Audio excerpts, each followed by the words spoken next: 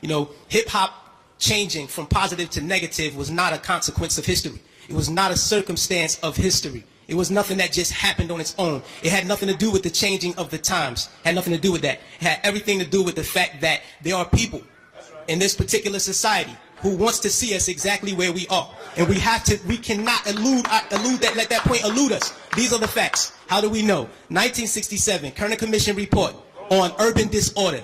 When black people said, yo, we're tired of this system. You know what I mean? This system is oppressing us. So we rebelled against the system. We burned things. We said, yo, we had enough. He did his little report on what caused these riots. He said, what caused these riots? He said it was young children who started these riots, and what was motivating them was a high self-esteem and an enhanced racial pride.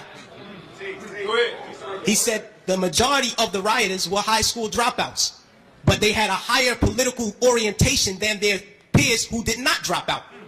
And they saw the system as their enemy, so they attacked it in the right circumstance. So, fast forward to 1992. Same thing. #1 record on the radio, we had Fight the Power. Fight the Power is on the radio. Rodney King gets beaten before the world. The black youth rebelled against the system. Again, they did it again. And why? What primed them? Positive hip-hop. Primed them. Fight the Power, X-Clan, Brand Nubian. You had these groups out here who were pushing, who were politically orienting black kids in the right direction, giving them the proper prompters that they needed so that they can respond properly to oppression. All right? In 1967, when the riots happened, he saw that the self-esteem and the racial pride was fueling this. So he said, how do I bring that down so that they will not riot? And what he did, he flooded the airways with black exploitation movies.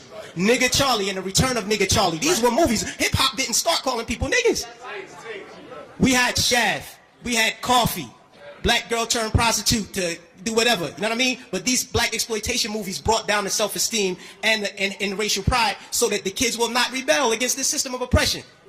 92, the racial pride was back in effect. We had black kids going to Dr. Ben Yuckinin lectures. We were spending our money to go see Farrakhan speak as opposed to going to a strip club. This is where we were. The most coveted article of clothing was a historically black college or university sweater.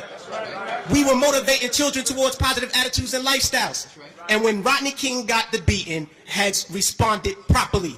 Fast forward to our day. Sean Bell is shot 50 times in the street in New York by police officers. #1 song on the radio, Like a Lollipop. Nobody do nothing. Nobody respond to nothing. Trust me. Just like the brother, I believe it was JT, the bigger figure, who said that the label executives came to him and said, yo, brother, we need you talking about guns and whores. You know what I mean? That's right. That happens. I've been in those meetings with management and had to ask me, is what you're saying really what you believe, so that we'll know how to market you properly? You know what I mean? This happens. Young Buck on his album, he has a song on his album that talks about police terrorism. The label said absolutely not. Jimmy Iovine said absolutely not. You cannot put that record on the album because it might create an atmosphere that might put police officers' lives in danger. Right. So they took the record off, but they let him keep the other 14 songs on the album that talked about killing black youth. So this is what we're dealing with. We're not dealing with a circumstance or consequence of history. You know what I mean? The environment that we're embedded in puts us in a situation where we feel we have to maneuver and play the game and water our message down. You know what I mean? But no, what happened was they intentionally shifted the paradigm to get us exactly where we are right now. Right now, we're feeding the prison industrial complex right now. Our kids are going to prison because they're promoting these records. They're promoting these records daily that send us to jail. You know what I mean? It's cool to go to jail. You know what I mean? They glorify these things. And it's not the black youth. We're in a position where we get, like the brother said, the choice. You know, he said, yo, I chose the positive. So I didn't do it. But every youth is not going to take that route. I know. I come from the projects. Grew up in the projects all my life. You know what I mean? And we're not turning down $500,000 to say nigga. We're not going to do it because we won't turn down $200 to take a package of crack from one corner to the next. You know what I mean? We live in a state of poverty and want of all things. So it's hard for us to make that. Our judgment is clouded. And they knew that the judgment would be even more clouded if they took groups like X-Clan off the radio.